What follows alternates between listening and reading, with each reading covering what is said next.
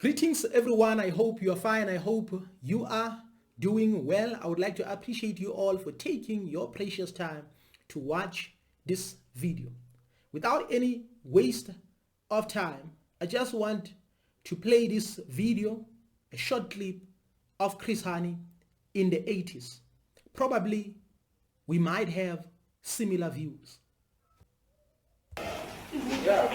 Last night I indicated that this is not an ordinary college, and I meant it.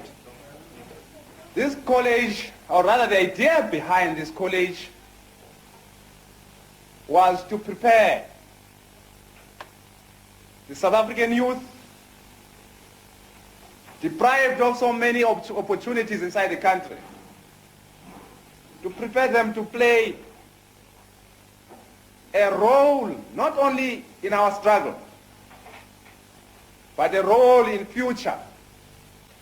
Coming to this university, or rather to this college, must be regarded as no less important than being a member of Umkhonto weSizwe.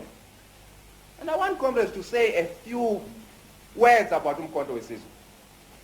Comrades, we must not romanticize Umkhonto weSizwe. We must not think that it is the only preoccupation of our movement. The first time I watched this video, I was astonished, I was perplexed. But at the same time, I was happy to see that our forefathers took time to equip one another during struggle when it comes to information, when it comes to knowledge. That is why those who are just a bit wise, they always say knowledge is power. Yes, I can agree with them that indeed knowledge is power. I know that they could not reach each and every citizen of South Africa at that time, every individual who lived in South Africa at that time. But what I like is that they had a chance to equip one another, not only for the struggle, according to the words of Chris Hani, not only for the struggle, but for future. In other words, not to equip someone to fight only. In other words, during the process of fighting, you have to know what you are fighting for, and you have to know as well how are you going to manage what you are fighting for. That is why, according to the words of Chris Hani, they were also equipping them for the future.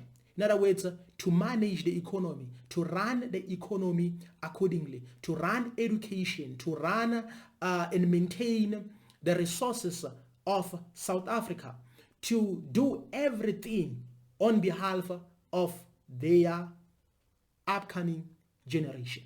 In other words, they were being equipped, because if you equip someone, then it means you are investing in something. In other words, you are investing in the future, and you don't want those who are coming to struggle.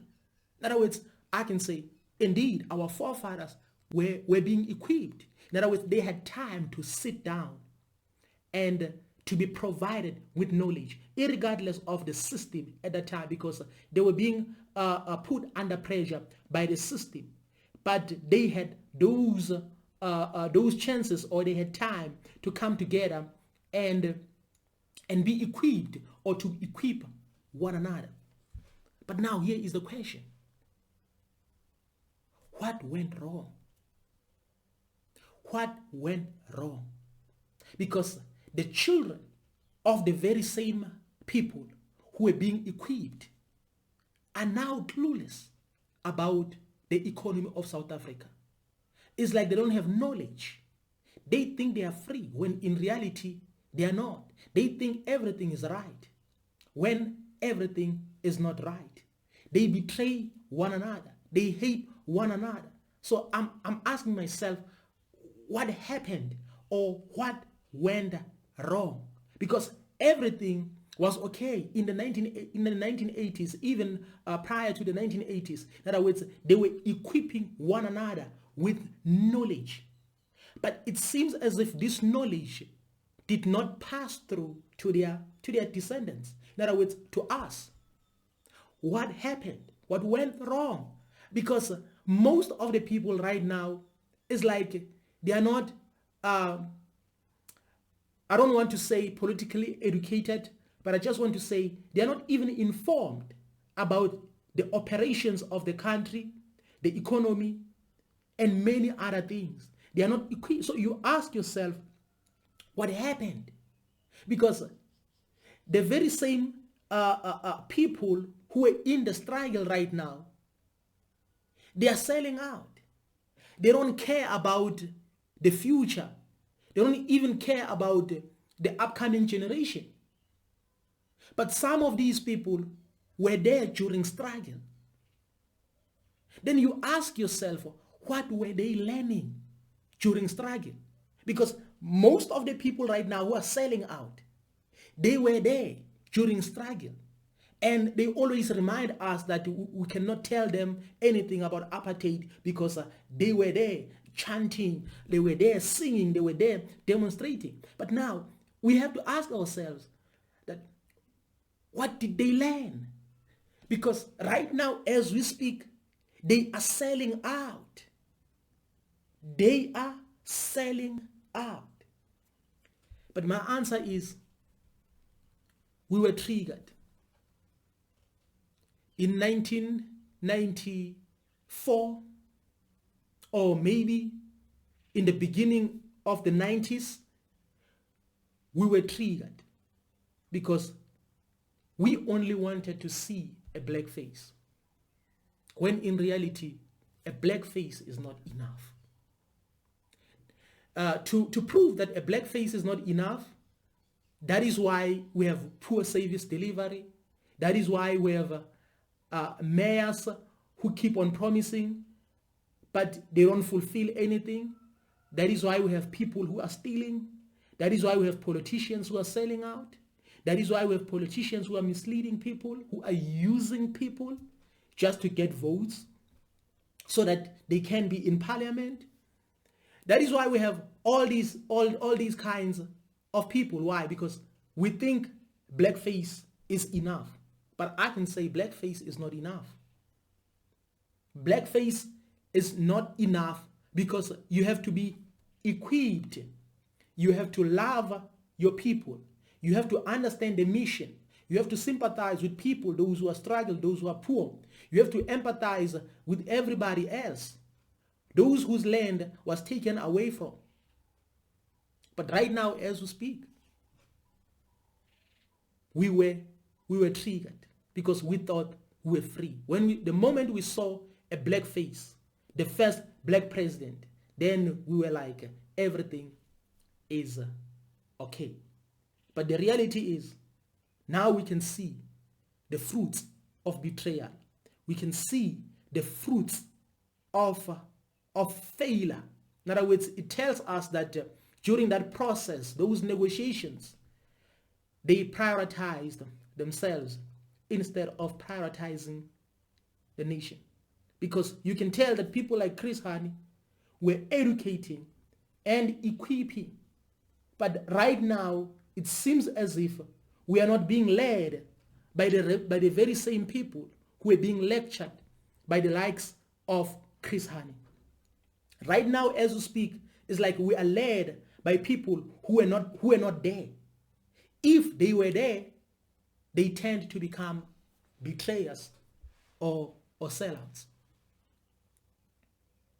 And with respect, I just want to say they triggered us with poor education. They triggered us with television. They triggered us with a lot of things that our forefathers were not able to do during apartheid system. So some of those things that we started having after 1994, those things fooled us to think everything was okay, when in reality it's not so. We thought like going to universities, studying, we thought everything was okay. But now we can see the results. So that is why when I watched this video, I was perplexed to say, you know what? Indeed, our forefathers, or some of them, had time to be equipped, to be provided with knowledge. And that is why I believe that most of them got betrayed. That is why the country fell in the hands of the sellouts. I don't know what you think, because there are many people who think everything is fine, everything is okay.